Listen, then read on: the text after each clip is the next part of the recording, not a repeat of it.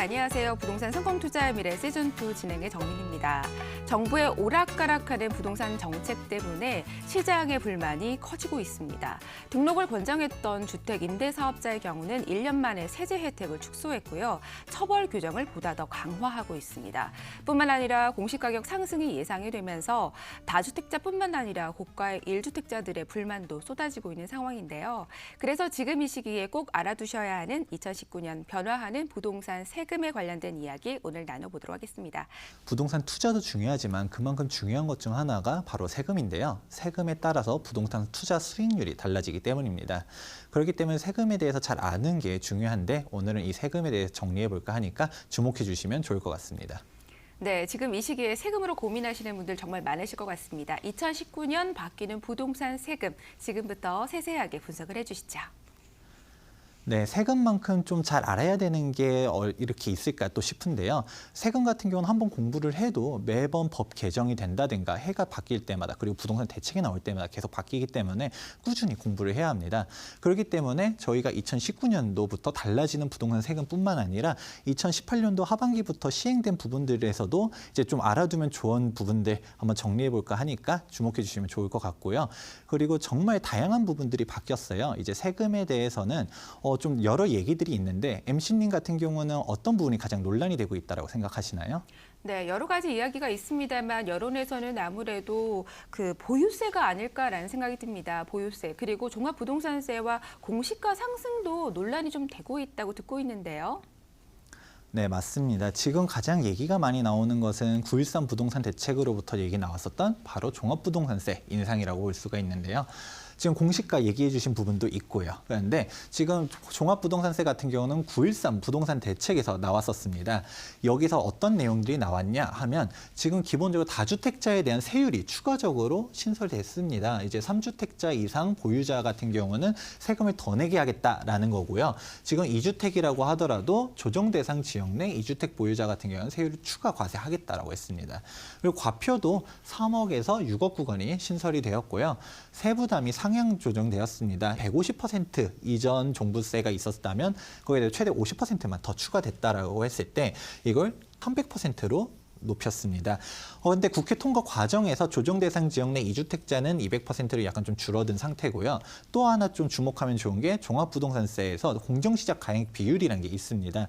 이 공정시작 가액 비율이 이제 순차적으로 올라가기 시작하는데 바로 19년도부터 5%가 늘어나서 85%가 되고요. 최종적으로 2022년도에 100%로 할 계획입니다. 지금 그렇게 해서 바뀌게 된 현재 세율표입니다. 지금 보시게 되면 기존 현행에서 새롭게 추가된 신설된 부분 보이시게 되고요. 그리고 다주택자에 대한 신규 과표가 이렇게 나왔습니다. 지금 2주택자 같은 경우는 최고 세율도 이제 올라갈 때 200%, 3주택자는 300% 세분화 상한도 늘어났다라는 것들 보시면 되겠고요. 이렇게 지금 종합부동산세에 내용들이 나오다 보니까 아무래도 시장에서 이러한 부분들에 대한 논란이 가장 큰 상태입니다. 네, 아무래도 보유세 강화가 가장 주요한 이슈가 아닐까라는 생각이 듭니다. 또 재산세를 납부하게 되는 이제 7월이 되면 정말 보유세 폭탄이 될지 아니면 예상보다는 좀 무덤덤하게 지나가게 될지 이런 것들이 2019년 부동산 시장의 주요 포인트가 되지 않을까라는 생각이 듭니다. 자, 다른 내용들은 어떤 것들이 있을까요? 네, 그리고 또 한 번 알아두면 좋은 게 바로 장기보유 특별공제 요건이 강화되었습니다. 우리 파리 부동산 대책이 나왔었을 때 장기보유 특별공제를 한번 1차적으로 없앴는데요. 지금 다주택자 같은 경우도 이제 오랫동안 가지고 있었던 사람들 같은 경우는 주택을 투기 수요로 가지고 있었던 게 아니라 그냥 오래 가지고 있어서 많이 오른 거였기 때문에 장기보유 특별공제를 줬었습니다. 하지만 파리 부동산 대책이 나오면서 다주택자에 대한 장특공제를 혜택을 없앴는데요. 지금은 딱 1주택자에 한해서만 최대 80% 장특공제 요건이 있었습니다. 하지만 이것조차도 2년 동안 실거주를 하지 않은 주택 같은 경우는 장특공제를 이제 기간도 늘어나요. 15년에 최대 30%로 확 줄여버리겠다라는 게 이번에 나왔습니다. 지금 바로 적용되는 거는 아니고 2020년도부터 양도했을 때 이제 적용된다고 하니까 지금 내가 장기 보유 특별공제 대상이 됩니다. 예를 들어 1주택인데 오랫동안 가지고 있었어요. 그런데 실질적으로 2년은 거주하지 않았었던 요건 대상자이라면 19년도 내에 처분하시는 게 좋을 거라고 보고 있습니다. 그리고 1가구 1주택 비과세 요건이 강화가 되었는데요. 이 내용은 좀 여러 가지가 있습니다. 우선 기본적으로 1가구 1주택 비과세 요건이 도대체 뭐냐라고 하실 수 있는데 2년 보유를 하게 되면 9억 이하에 대해서는 양도세를 이제 면제해주는 부분들이 바로 1가구 1주택 비과세입니다. 하지만 파리부동산 대책에서 나왔었죠. 파리부동산 대책 이후로 새롭게 취득하는 주택 같은 경우는 조정 대상 지역에서 2년 거주 요건이 또 추가가 되었습니다. 이런 부분이 일단 기본적인 1가구 1주택 비과세 요건인데 여기서 이 보유기간 계산에 대한 부분이 2019년도부터 바뀌게 됩니다. 이제 보유기간에 대한 계산 시점이 주택 취득일로부터 기산을 했었습니다. 그런데 법이 이번에 개정이 되면서 2021년 이후부터는 최종적으로 1주택만 보유하게 된 날로부터 2년 보유를 하게 됐습니다. 참고로 이거는 다 적용되는 건 아니고요. 예를 들어 일시적 1가구 2주택자라든지 동거 봉양 등 부득이한 사유 같은 경우는 좀 제외가 된다라고 하니까 참고하시면 좋을 것 같고요. 기본적으로 그런 일시적 1가구 2주택이 아니라 지금 3주택자 이상인 다주택자에 대한 부분이라고 보시면 됩니다. 예전 같은 경우는 지금 주택이 여러 채가 있었는데 처분의 순서를 할 때 양도 차익이 가장 많은 부분을 이제 가장 마지막에 비과세를 받으면서 처분하게 됩니다. 예를 들어서 지금 A주택을 처분하게 되고 그리고 C주택을 처분하게 됐을 때 이제 B주택이 양도 차익이 가장 큰 거를 비과세 요건으로서 이제 처분하게 됐었는데요. 그런데 이제 2021년부터는 두 주택을 처분하게 되더라도 이제 1주택이 된 시점으로부터 2년을 추가로 보유를 해야지 비과세가 된다라고 하니까 이러한 부분도 꼭 알아두시고서 그 전에 내가 이러한 상황이다라고 하면 참고하시면 좋을 것 같습니다. 그리고 1가구 1주택 비과세 요건 강화에서 좀 특이한 부분이 좀 나왔었습니다. 바로 사실혼 과세인데요. 예를 들어 이전 같은 경우는 아내한테 주택 하나가 있고 남편한테 주택 하나가 있었다라고 하면 1가구 2주택자이지 않습니까? 그런데 1가구 1주택 비과세 요건을 막기 위해서 위장 이혼을 해가지고 각각 한 채씩 비과세를 받는 경우가 있었습니다. 근데 이런 부분들을 사실혼 배우자에다가도 포함을 시키면서 위장 이혼을 통한 비과세도 이제 앞으로는 규제를 하겠다라는 내용이 이번에 나왔고요. 그리고 조정 대상 지역 내 일시적 1가구 2주택 보유 기간에 대한 것도 좀 줄어들었습니다. 이전 같은 경우는 이제 3년 동안 A주택이 있었고 B주택을 했을 때 이거에 대한 기간을 3년 내에 처분하게 되면 일시적 1가구 2주택 요건을 적용해 줬는데 이거를 2년으로 줄여버린 것이죠. 근데 이게 바로 다 적용되는 줄 아시는 분도 있는데 그렇지는 않고요.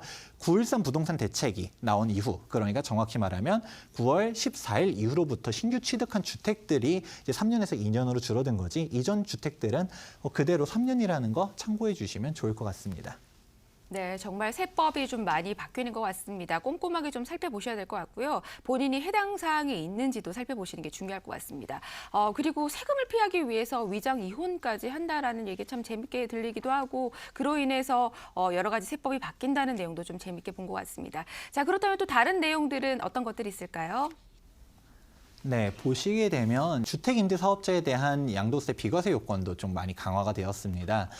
기존 같은 경우는 지금 2년 거주 요건을 채우게 되면 임대사업자를 내더라도 다른 주택 하나를 이제 비과세를 받을 수 있었는데 이게 한도가 없었습니다. 횟수 제한이 없었는데 지금 이번에 개정이 되면서 최초 거주주택을 양도하는 경우에만 비과세를 1회에 한해서 허용해 주기로 이제 바뀌었습니다. 그렇다 보니까 주택 임대 사업자를 낸 다음에 뭐 이런저런 주택을 계속 여러분은 거주하면서 처분할 계획이 있었던 분들한테는 약간 이런 부분들도 좀 아무래도 제약으로 크게 다가올 것 같고요.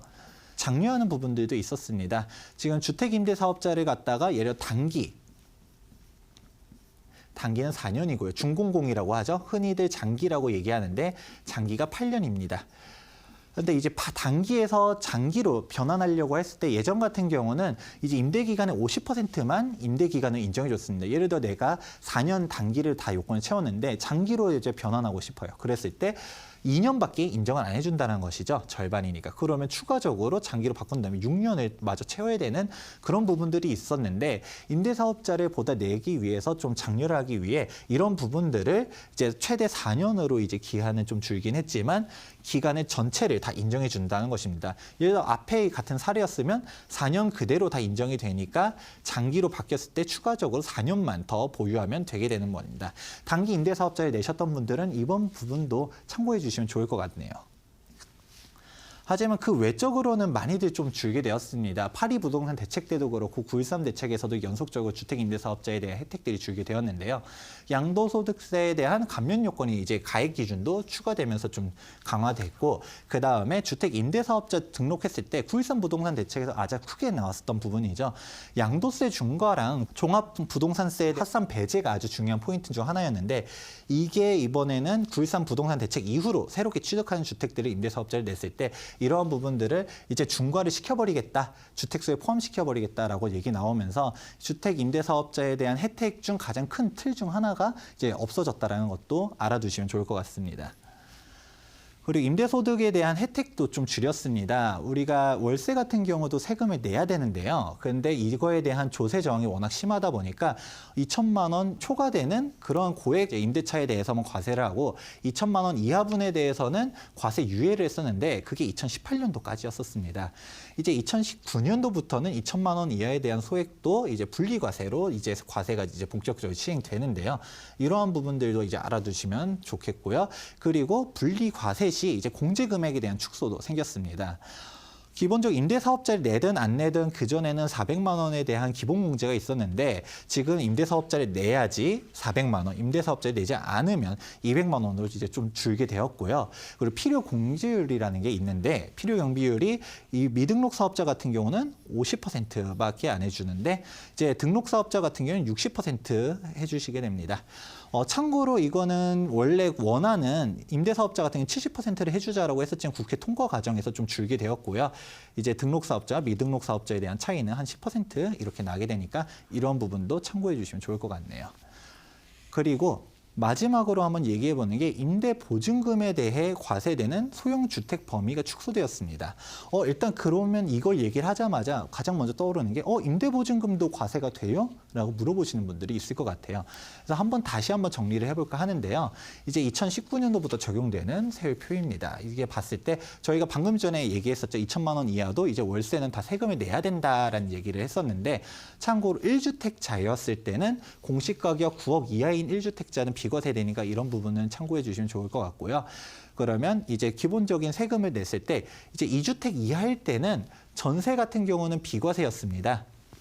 근데 3주택자 이상 같은 경우는 이제 과세를 이제 시행하게 되는데 이 과세 같은 경우는 간주임대료라고 얘기하죠. 전세보증금 총액에서 3억을 빼고요. 여기서 60%를 곱한 금액, 여기다가 정기예금 이자율 1.8%를 곱한 금액을 간주임대료로 보고서 여기서 이제 과세를 하게 되는데 근데 여기서 빠지게 되는 주택 수에 대한 요건이 줄어들었던 것입니다.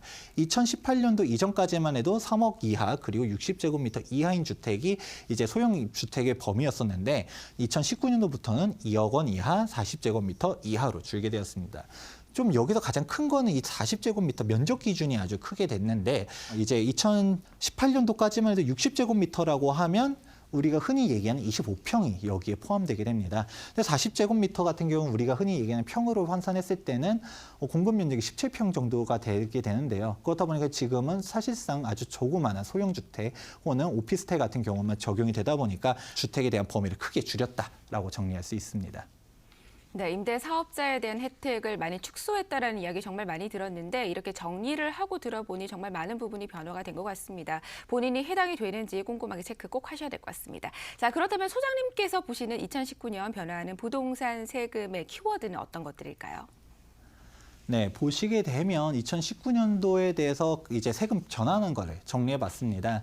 이제 하나하나 발표가 났을 때는 좀 그렇구나라고 했는데 이렇게 모아서 보니까 뭔가 좀 더 확 와닿는 부분들이 있었을 텐데요. 기본적인 핵심 키워드는 바로 다주택자 과세를 강화했다라고 할 수 있습니다. 그리고 지금 보유세 강화도 있는데 사실상 이제 다 포함되는 내용들입니다. 이제 보유세 강화도 이제 다주택자에 대해서는 더 세부담을 더 심화시키는 부분들이 있는 거고요. 임대사업자에 대한 혜택을 축소시켰다 이런 부분 역시 1번에 포함되는 아무래도 다주택자에 대한 압박들을 정부가 계속 가면 갈수록 늘어나고 있고 임대사업자의 혜택도 갈수록 줄이고 있는 상황입니다. 사실 임대사업자에 대한 혜택도 그전에서는 임대사업자 많이 내라라고 하다가 혜택을 줄일 때 소급해서 바뀌는 부분들도 있다 보니까 약간 불만들도 많이 나오고 있는데 이러한 부분들을 정부가 어떻게 잘 풀어나갈지 지켜봐야 될 것 같습니다. 그러면 정리를 해보자면 다주택자에 대한 압박이 정말 이제 심해지고 있는데요. 이렇게 세금에 대한 혜택들도 이제 점점 줄여나가고 있고 과세를 점점 늘려나감에 있어서 아무래도 세부담이 점점 심해지고 있는 상황입니다. 이렇게 다주택자를 압박하게 되면 아무래도 가치가 떨어지는 주택들을 처분하게 되면서 소위 말하는 똘똘한 한 채 쪽으로 몰리게 되는데요. 이렇게 되면 갈수록 양극화가 심해질 것이라고 보고 있습니다. 네, 소장님께서는 2019년 부동산 시장을 전망하실 때도 다주택자에 대한 규제를 키워드로 말씀 주셨고요. 결국은 양극화로 간다라는 말씀 주셨습니다. 세금에 있어서도 다주택자에 대한 규제 때문에 양극화 현상이 보다 더 심해지지 않을까라는 예상 조심스럽게 해봅니다. 자, 오늘은 2019년 변화하는 부동산 세금에 대한 이야기 나눠봤습니다. 자, 많은 시청자분들에게 큰 도움이 되셨길 기대를 해보겠습니다.